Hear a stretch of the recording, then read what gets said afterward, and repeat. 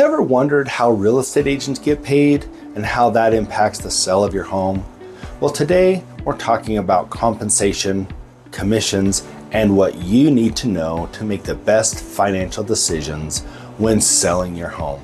I'm Daniel Stewart with the finest homes at Red Rock Real Estate, and my goal is to help you navigate this process so you net the most money possible while avoiding unnecessary pitfalls. First, let's clear up a common misconception. There isn't and never has been a standard set commission rate in the real estate. It's always been negotiable, and it should be based on the value, education, experience, and marketing strategy that the agent brings to the table. When you sign a contract with your listing agent, you agree on the compensation for the services provided. And let's be real, nobody works for free. Historically, sellers often covered the buyer's agent commission, but now the industry is shifting. With recent DOJ regulations, the responsibility to pay for buyer representation now falls directly onto the buyer.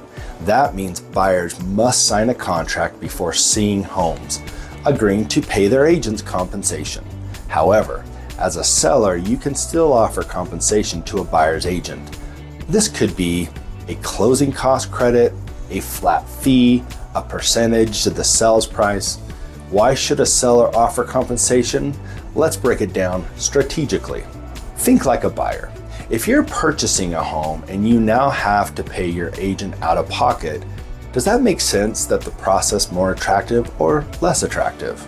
A deal where the seller contributes to the buyer's agent's commission is more attractive than one where the buyer has to cover it all. Before this change, commissions were typically paid through escrow, meaning no one had to come up with the cash up front.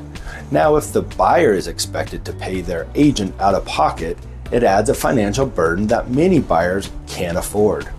This is especially true for first-time buyers who may already be stretched thin, just trying to afford their down payment and closing costs. How does this affect the seller?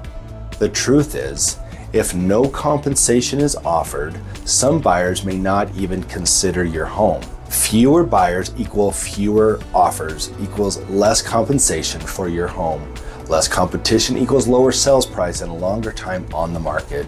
Some buyers may not even look at homes where no seller paid compensation is offered. Others may ask their agent to negotiate it in the deal. And some buyers who can afford it still will move forward. But here's the catch. You're limiting the pool of potential buyers. This is where the 7 new laws come into play. You need to apply smart marketing, strategic positioning, and negotiation experts to get the best results. What's the best strategy? My advice, the advice of my brokerage, is to handle on a case-by-case basis. We'll look at market conditions, inventory levels, buyer demand, your home's desirability, and together we'll determine what makes the most sense for your sell. The goal isn't just to sell your home, it's to maximize what you take home. A few final thoughts. At the end of the day, real estate isn't just about selling a home, it's about strategically positioning it in a market to attract the right buyers and get the best possible outcome. We'll navigate these new laws together, ensuring you make the most informed decisions based on your bottom line. Thanks for watching, and I'll see you in the next module.